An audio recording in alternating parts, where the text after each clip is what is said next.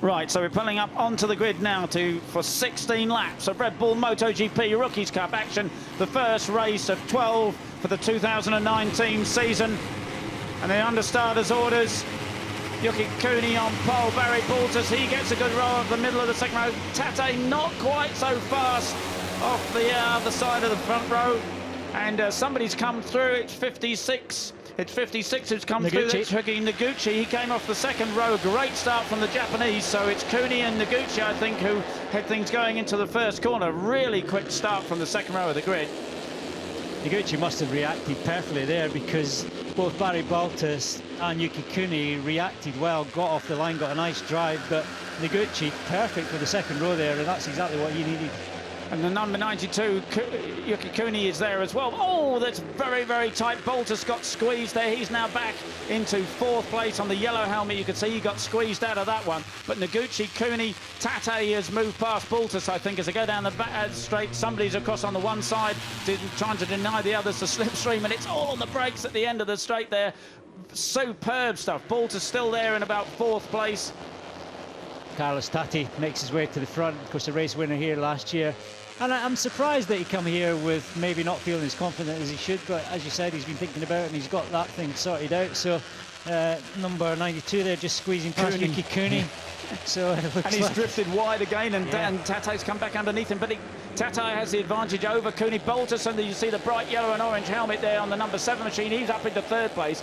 Number 30, that is Max Cook. Great riding from Max Cook. He's moved up from his qualifying position and challenging the top 5. That's a great start for Max Cook, a British Talent Cup winner last year and also back this year. So Max qualifying well. He's looking for a good top 10 start to the season, but might even be a little bit better than that.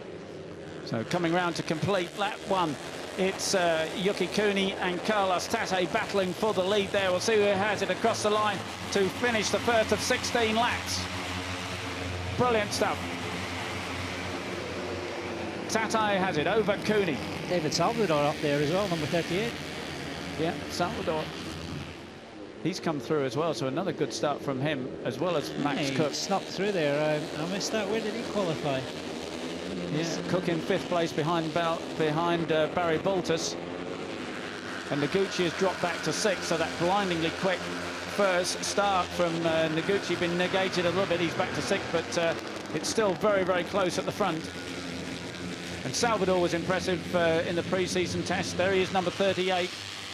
He was very impressive in the pre-season test and through practice, and has obviously made a really good getaway here for the first lap. He pulls out alongside now. It's 3 abreast on the brake, and he takes the lead to Salvador. Superb stuff on the brakes. And into the right-hander. He gets it turned well. You're on board with Carlos Tate. You've got Yuki Cooney beside you on the right-hand side, but ahead is Salvador. And he's using all the road and a little bit extra. Of course, that is exceeding track limits, and eventually he would be penalised for that if he keeps doing it. And I think he'd get a long lap penalty if he keeps exceeding the track limits. But he's going to rein it in, hopefully. The number 38 machine of David Salvador ahead of Yuki Cooney. You really have to be careful with that. Quite often you might have to run wide to avoid another rider, and that's fine. But if you're deliberately using that green part of the track, exceeding the limits to help your lap time, and we saw lots doing it in practice, and what happens in practice, that lap will be deleted, so you can lose your fastest lap, but it's more serious a penalty in the race. So I think it's 3 strikes and you're out, so these guys have to be careful. So number 7 ahead of you there on the screen, it's Barry Baltus. He got past Carlos Tate. Tate, the number 99 machine, is back into 3rd place as they're chasing Cooney and Salvador. Cooney it is who has the advantage into the first right-hander. That is number 28. That is Matteo Bertelli with a bit of bad luck. He's run wide, but he's kept it upright. Tate still has the advantage. Salvador in 2nd place. Then Baltus, Cooney, Cook. Dupasquier up into 6th place. He had a good ride in practice and qualifying yesterday as well, after missing almost the complete last season through injury. But the Swiss is up there and challenging already. So Baltus through to 2nd. Number 7, Barry Baltus. He's one of the bigger, heavier riders. He's certainly grown a little bit from last year. He's completely transformed himself, because he struggled a little bit sometimes to get in the points last year, but come out fighting this year in a completely different rider. But as I said, he's a bit bigger and heavier, so he loses a little bit time out the slower corners to the smaller, lighter riders, but through the fast-flowing sections, once that momentum's going, then he has no problem at all. Yes, and he can use that and manoeuvre the bike around, of course. So, number 5 back there, that's Lorenzo Fellon, the Frenchman, towards the tail of that group. There is number 5, Fellon, the Frenchman. Yeah, he's great. A name that stuck out. He's a son of a man that's been around the paddock quite a lot over the years, and his dad an ex-racer at a lower level himself. So great to see him, and the Frenchman flying, looking good straight away. Really taking to the KTM, little KTM. Superb stuff. So it still is Carlos Tate with the advantage. There's the number 30 machine of Max Cook. They're still in that pack, but he's dropped back a bit to 5th, 6th place. Baltus in 3rd place. There's Cook, number 30. And they're still chasing Tate. A ride through for number 30. So that's disaster for Max Cook. It must be a jump start then, rather for some other kind of infringement. And he's going to have a ride through. Yeah, Max Cook. Well, total disaster for him. Pretty much all over when you have a ride through. The long lap's one thing. That is something you can definitely recover from and make your way back to the bunch. But a ride through, and of course you've got your speed limit through the pit lane. You must adhere to that, otherwise you'll be given another ride through. So poor old Max Cook. And you've got to come all the way before that final corner. It's a long way around here at Jerez. So there's the number 30, Max Cook. And of course, he's got his head down. He may not even see that board, and he's only got a very limited number of laps before he actually gets a black flag. So let's hope he does see it and actually comes in for that ride through. That's so right. Back with the leaders then. It is number 99, Carlos Tate. Yuki Cooney in 2nd place. Very similar race to last year. Carlos Tate at the front, working his way back, 2nd, 3rd, but managed to get the job done in the end. But certainly good track for him. Some of the other tracks he was not as competitive because they're all brand new to him, but I'm sure he can mount a championship challenge this time and just sets the fastest lap. The fastest race lap is a 49.3, so 3:10 outside that so far, but I'm sure we've still got some pace to come. And Barry Baltus squeezing up the inside there once again, muscling his way through. You can see he's a large lad on that. He's got a bigger frame 7, there, but yeah, his knees stick out a little bit, his elbows stick out, but getting the job done. Belgian rider, mentored by Grand Prix legend or Grand Prix regular Didier Davidix back in the day, a very fast rider himself in 250 and 500 GPs. So David Saldo, you saw the 38 there, but number 7, it is Barry Baltus, the man we've been talking about. He now has the lead for the first time, the 15-year-old Belgian. Now this is where I feel he'll lose out, driving out the slower corners. That's one of the slower corners. He doesn't quite have the acceleration. Carlos Tate, a little bit lighter, power-to-weight ratio works better out of there, but Baltus certainly strong in the brakes. And Max Cook going in for the ride through, and he's gone down from in the top, 5 or 6 there. He'll come out of there, I think, be lucky to be in a point-scoring position when he comes out of the pits, unfortunately. Disaster for the young Brit. But back with the leaders, still Tate, Salvador, Baltus, Cooney. And nobody showing any kind of real advantage. And it'll be interesting to watch them down the straight now, Neil. See if you can pick out who's actually got the right gearing for the slipstream, who might be struggling a bit because they've got their over-revving. Yeah, Carlos Tate looks like he's got it pretty much bang on because he led on to that long straight there, and he's managed to hold that advantage. He's still a small rider. He's grown a bit and bulked up a bit bigger than he was last year. Nice and smooth, lovely riding style. He's just got this circuit absolutely nailed. So I'd say his gearing's pretty much perfect. Didn't look like he was running out of revs there, so he may well have slightly taller gearing just in case he does get in that slipstream. Right, 92. Cooney goes inside. Salvador and Baltus, they're up into 2nd places behind Tate now. Great stuff from the Japanese. As he said, he's full of confidence. And interesting, as Neil said, to hear Tate say he didn't have that confidence. Cooney says he's full of it. Yeah. And now we'll just see where, because so often it does come down to confidence when it comes to winning the race. And Barry Baltus as well, a race winner already this year, and he's going to be confident as well. And I'm just amazed with his performance. It's great to see. He was chosen at a selection event 2 years ago because he showed promise, and it's really good that cream has risen to the top and showing what the Belgian can do. And you're on board with Carlos Tate, chasing Yuki Cooney into the first right-hander at the end of the start and finish straight. Just 11 laps to go. Plenty of action still in this race. That top 7 have pulled away a little bit.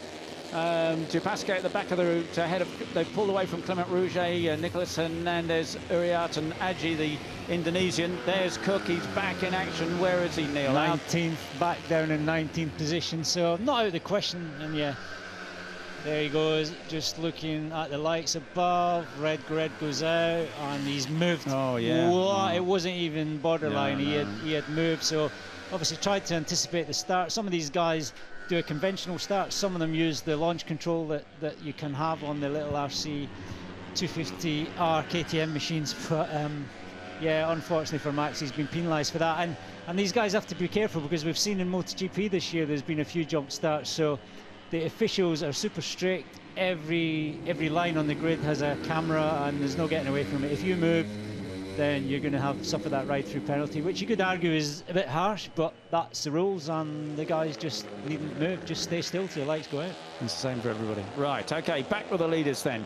It is Yuki Cooney from Carlos, Tate, Boltus, Salvador just.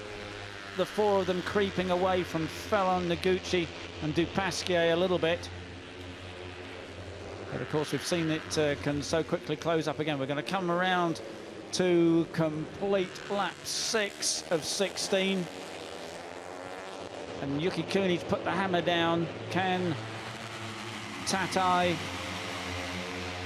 and Co respond? He's opened up just a couple of bike lengths lead. It's not a lot. But of course it would be crucial if he could deny the others the slipstream down the back straight. He's the pole position man. And he's got the confidence, he says. Let's see what he can do. He's put in the fastest lap of the race at a 1:49. Made good progress last year, Cooney, in the rookies. Nice, steady progress. Japanese coming thick and fast with a couple of Japanese Rookie Cup champions over the past few years, and he certainly looks like he could be a championship contender this year. And he was very unlucky last year. He won in Mugello and then hurt himself in a non-championship race. And I think he missed 4 races then in the Rookies Cup. So really, obviously, took the big chunk out of his season. But he's come back now. He's got the experience from last year. He already knows what it takes to win, as he did at Mugello, that incredible Mugello race. He came out in front, and he's putting in the super smooth laps now. He really is. Carlos Tatai behind him there, quite animated with his body language and his riding style, trying everything he can to get back in touch with Cooney. But as you said, he's keeping things really smooth. Not defensive. He went to the right on the back straight just to try and avoid anyone getting in slipstream. But when moves like that happen, that Baltus went up the inside there of Tatai, that's going to only help Yuki Cooney. Although Baltus got good momentum through there, down through 11 and 12. Really fast right-handers, pretty much flat out on these little bikes. Over 100 miles an hour as a head up to the very last corner. You could see that trio of Fellon, Noguchi and Dupasquier there, 5th, 6th and 7th behind this leading quartet, trying to hang on. And interesting, Baltus there, he gets a really early drive. Yeah. He knows he's got that problem, and he gets the power on. He pulled inside Yuki Cooney there, and actually managed to stay alongside him all the way up the start and finish. Fantastic stuff, very interesting. With respect to what Neil was saying about, is a little bit of extra weight and that. Of course, there's compensation in that the super light guys have to carry extra weight here. But that doesn't help if you're over the minimum weight limit. That isn't going to help you very much, because the guys like Cooney and Tatai are not carrying extra weight, so you can't afford to be overweight at all. Yeah, normally 145 kilos minimum rider bike weight. But Baltus now setting the fastest lap. So, and he pulls that real tight line on the exit, doesn't he? Yeah, it's great. And as has been proved in the past, bigger, heavier riders, if they can carry the momentum, they just have to attack things a little bit differently and use the strength when they can brake or change direction. Oh, we've got a rider out of the race. That don't reckon that 29 is that? That is. Oh, we're about to see. Oh yeah, touch it was, as you say, 29 is Billy Van Aert, yeah, Australian rider. Yeah, I couldn't tell if he had gone down or just had a technical there, but unfortunately jumped out of the race. 4-way battle for the lead here, and 3 in hot pursuit that could easily pick up some pieces or some podium scraps. That's right. There's still 9 laps to go here, and that front 4 can easily slow themselves down. I'm sure the guys behind know that they've got to settle down and just chase after them if they're going to have a chance for a podium. we've seen before that you know, working together isn't always a big thing in Rookies Cup racing, but we'll see. Anyway, Tatai, it is the advantage. Boltus comes up the inside on number 7. What Tatai does there is he gets the bike stopped and gets on the throttle pretty much a third of the way into the corner, so he can build a bit of corner speed and get a nice slingshot out. Interesting there. And I missed why, but Yuki Kuni went from leading to 4th in 1 lap. Yeah, I mean, he got in the front there and he looked as though he was putting together the super smooth laps to get away. But while we were watching the Billy Van Eerd accident, we, as you say, Neil, we missed just how he got from 1st to 4th. Carlos Tatai, I love his animated riding style. He's all action. He's very busy on that bike, but whatever he's doing is working. And now biggest gap we've seen at the front. That's right. And now that's right. He's done what Kuni couldn't do, which is opened up in a bit of enough of a gap that I think he'll deny Barry Boltus and the rest of them the slipstream as they came out on the start and finish, but on the main straight. But Boltus is so early on the gas good there. Through there. Good it's through so that. good. Yeah, he's great. I think he doesn't brake too much as they enter that corner. He lets the brakes off, gets back in the throttle, and carries the speed in and round, and just keeps his momentum. And was that Billy Van Eerd? No, that was Nicolas Hernandez falling down. So he slid off in a separate incident, and obviously has damaged the motorcycle in some way because he's come into the pits. And of course, the other thing is that if their Alpine Stars airbag suit goes off, they have to call into the pits to have things repressurized, reset. Okay. So even if the bike isn't damaged, if the airbag has gone off, you have to come into the pits. So you know, these great Alpine Stars airbag suits really protecting these guys. But great to see them have the very best protection, the same as everyone else in this paddock. Yeah, everyone's airbag suit might be different manufactured, but the A-Star stuff doing a great job. Fantastic. Barry Boltus here getting brave on the brakes, but he was Carlos Tatai was even braver because he wasn't letting him up his inside. Yeah, that's right. So Boltus a little bit wide there, but you see how he pulls it back now, and he's so hard on the acceleration. He's right on Tatai's tail ahead of Cooney, and and he really has got this thing nailed, getting everything out of it. David Salvadorian still in 4th place. Tatai up the inside of Boltus in the 92 machine. Boltus with the fastest lap. Sorry, Cooney. Yeah. Boltus with the fastest lap, 1/10 outside the lap record from last year. So getting very, very close. So Tatai ahead. Boltus, then the 92 machine of Yuki Cooney ahead of Salvador on the number 38. Now Max Cook is in the great recovery. He's already up to 12th place, so he's it's not all over. He's going to grab some very useful points there. No, that's good to see. So again, really good acceleration, good drive from Boltus on the number 7 behind Tatai on the 99. He has the slipstream. He goes late on the brakes, but Tatai is also very good on the brakes there. And they have now pretty much cleared off from that chasing trio, Fallon Dupasquier and Noguchi. Excellent there, number 92 down the inside the Boltus. Yuki Cooney confident on the brakes, making his way back to the front. So these guys are going to obviously be battling here. They're battling the CEV as well, getting to know each other very, very well. Definitely the smoothest out of this quartet, I think, Yuki Cooney. Barry Boltus muscling things around. Carlos Tatai very busy on the bike, as I said, and David Salvador bringing up the rear there. And he's looking pretty cool, isn't he? You know, he did get through to the front there, but he's not making, you know, the lunges everywhere the same way as Barry Boltus is. He's sitting there in 4th place. You know, we're 7 laps to go. We're only just gone past halfway. It is. I think it's the Japanese way. Ayuma Sasaki and Masaki, that have both won Rookie Cup championships, they were very much similar, calm in races. Even when they dropped back to 2nd or 3rd, they'd bide the time and get the job done towards the end of the race. So I think that he's definitely been watching the previous champions and learning from them. So that is that trio of Fallon, Dupasquier and Noguchi. And they're having a really good tussle themselves. Great first run out for Lorenzo Fallon. I'm very impressed.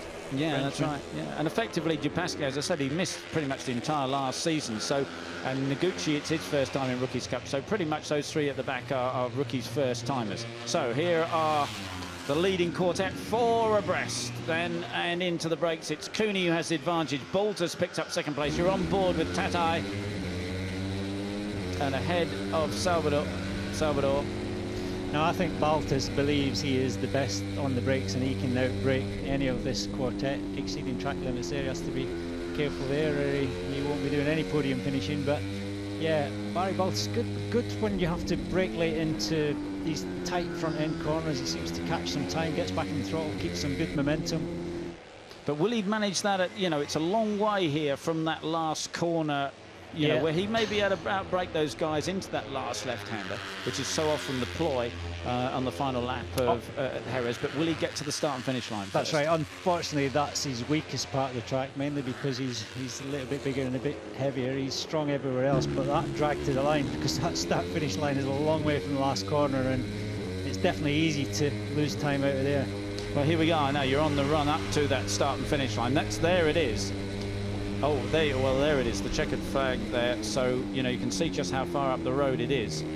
But, I mean, Tatai didn't gain on him there. You know, then that was Baltas in front of you. So, you know, Tatai didn't gain that much on him. So, and we know that Baltas gets on the gas super early. So maybe he can get out of there first and still keep it to the line. But we're going to find out in 4.5 laps. What he has to be careful of is not getting too keen to get on the gas. We've seen some of the riders in Moto3 today running a little bit wide, get on the gas. The track's a little bit dirty on the outside, and the few out the saddle, out the seat moments, so he has to be careful. But all he can do is just keep himself bolted onto the back of Yuki Kuni, because look at that, he was in his slipstream, got alongside him. He's the wrong side to make a pass, but he certainly stayed with him. And I mean, you've commented before, Neil, that, you know, these Dunlops last really well, and there's not a sort of a huge drop-off, but you know, they don't have the same performance on the last lap that they did on, you know, on the second lap. So the fact that Baltas is a little bit bigger, he's having to work harder, he's having to push the thing on the acceleration more. Will he have a touch less grip on that last lap? Possibly, because they're pretty much on the limit everywhere. Only he knows. I mean, he looks like the way he's riding. He is pushing hard. He's really strong in the brakes. I suspect that's going to be the best tool in his toolbox on the last lap, is maybe to outbrake someone and have them run a little bit wide, and then he might be able to escape and get to the line. But tyre-wise, yeah, they're pretty much all in the same boat. They don't drop off that much, and if they do, you just have to think about maybe riding them a little bit different, standing the bike up a little bit earlier, squaring the corners off. There's things that you can do that can keep your lap time the same, but be a bit easier on the tyres. So it's the smarter, cleverer riders that are able to put that into force when these things happen. Right, so you're on board with Carlos Tatai, then you've gone past Barry Baltas in second place. You're chasing Yuki Kuni. And if you were Barry Baltas, Neil, now, and you can do some good things on the brakes, would you be leaving it to the last lap, or would you be trying to get through and seeing if you can make a break from these guys earlier on? I would be trying to stay as close as to the guy that's leading, and then use that on the last lap. We're just talking about tyres there and lap times, and Carlos Tatai and David Salvador just set the personal best laps of the race. So with 4 laps to go, they're not having any problems. They're able to push a little bit faster. They're going a bit faster. So who knows? There may be some time left yet. Anything. Maybe they're all saving themselves from the last lap. Well, we've seen, you know, Cooney get to the front and look like he tried to make a break for it, and he couldn't. Tatai has got to the front. He got, as you said, the furthest away. You know, he was about 5 or 6 bike lengths, but no one has been able to make it stick thus far. Maybe it's David Salvador that's going to use the element of surprise in the last minute. Maybe he's the guy that's got something left. He seems to be able to hang on to these guys, and so tantalising because so close to a podium. 3rd and 4th is a bit of a disaster, really, because worst case scenario, you'd really like to have a podium. Yeah, he's certainly looking cool, and that's using a bit of extra road there. Yeah, race direction, we'll be keeping their eye on that. Yeah. So Salvador's, you know, he qualified at a 150, and his previous lap was a good 149.7. So he's a quarter of a second quicker, is Salvador, in 4th place than he went actually in qualifying. And these guys, the first 3 are definitely going to be jostling for positions on the last lap. That might just be what Salvador needs. Barry Baltas lost some time that time out the last corner on the start-finish straight, so he's going to have to dig deep now to try and get in touch with these 2 guys, Cooney and Tatai, onto the back straight. There's that battle for 5th place. Felon Dupasquier and our Japanese Noguchi, the second of the Japanese in this race. And here's the leaders again. It's still Tatai 92, Cooney 90. Sorry, Tatai 99, Cooney 92. The battle for first. And Baltus has, you say, nearly dug deep. He's got back on terms with them. He did that, you know, in just a few corners. And in fact, he's picked up the slipstream from Tatai, from Cooney, I beg your pardon, and has gone past Tatai up into second place. Salvador still back there in fourth, but not far adrift at all. You're on board with the 99 machine of Carlos Tatai. Carlos Tatai, fastest man on track on that last lap. Just definitely seems to have some pace, whether it's bike setup, it might be kinder to his tyres, he might still have a little bit more grip than these guys, but having said that, he's back in third place and Baltus is back in touch with the leader.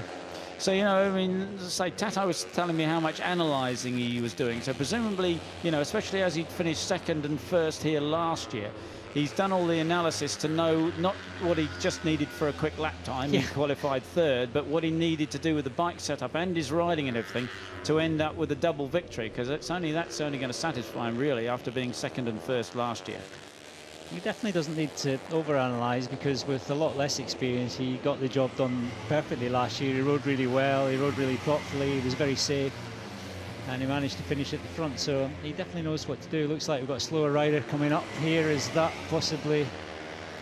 Yeah, it's probably Scott, I think, Tyler Scott. Rider. Yeah, he struggled a bit. He struggled a bit with confidence. He's had a couple of falls, actually, you know, not in Rookies Cup racing, but he had a rough weekend, and that's rather taken the edge off things on him. So he's lacking confidence. He's not in the way there. They get past him very, very quickly. Good lad. And he's got some laps in, that's more experience, and that's exactly what he needs. So let's hope that he can make some progress as the season progresses. Wow, there's a gap at the front there. Is that Tatai that's managed to... No, it's Yuki Cooney managed to pull things out of the bag, and fastest lap of the race now to Barry Baltus, 49.4, not 1/10 outside the lap record. So he's certainly got some grip left and some pace left.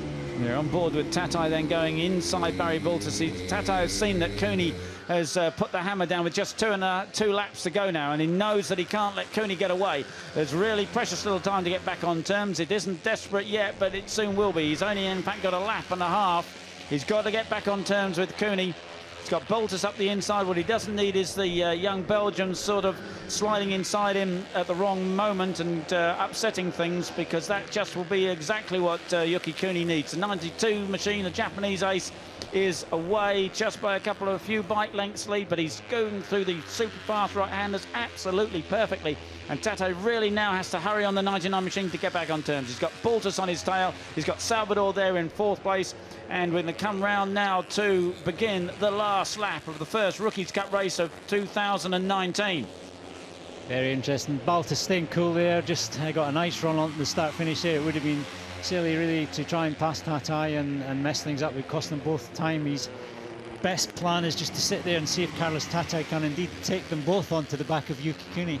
Yeah, and he's doing exactly that. And this is the battle for fifth place. It's still Du Pasquier and Fellon and Noguchi. It's poor old Tyler Scott getting involved in that, costing them a bit of time. And they've dropped Salvador. I think this is the back for the battle for the lead. Looks like Tatai can get in touch here. Yeah, he is. He's closing in, but will he pick up the slipstream from back there? I guess he just might, Neil. Yes, he will. He's close enough. He got through that turn there onto the back straight perfectly. He's getting a slipstream now. He's getting sucked along, but so is Barry Baltus. He picked up the double slipstream from both of them. They punch a big hole in the air, and he puts them all on terms there. Late on the brakes into the right-hander at the end of that long straight there. It's Tatai who now has the advantage over Yuki Cooney and Barry Baltus. It's all to play for. Salvador is out of this one unless these guys make a mistake. He's back there in fourth place, but it is the Spaniard, the Belgian, the Japanese. Baltus is thinking about a pass here. Superb. He's thinking about passing to this right-hander. He goes inside. No, backs out of it. Cooney, in fact, goes inside Tatai. Baltus has a brilliant inside drive there from Barry Baltus up into second place. Where did he find the stiction there? He got the drive, but then he drifted wide at the next corner. It's Cooney who has the advantage. They're side by side, Carlos Tatai and Barry Baltus, and that's given the advantage to Yuki Cooney. I wonder if he knows he's got an advantage here. He's late on the brakes. He's covering it up the inside. Will he drift wide? No, he's got a superb line. If he doesn't make a mistake here, he's going to win it. Yuki Kuni, the Japanese, has the advantage on 92. Tatai and Baltus are chasing. They're picking up the slipstream, but it won't make any difference now. It's Yuki Kuni that wins from Carlos Tatai and Barry Baltus. What a superb way to start the Rookies Cup for 2019. An absolutely brilliant race. Salvador picks up 4th place ahead of Fellon, Noguchi and Dupasquier. Well, that was absolutely superb, and all those trio put absolutely everything into that last lap, didn't they? What an edge of a seat last lap. I was nervous for all of them. They all thought they could win. They all believed they could win, and they definitely all had the potential to win.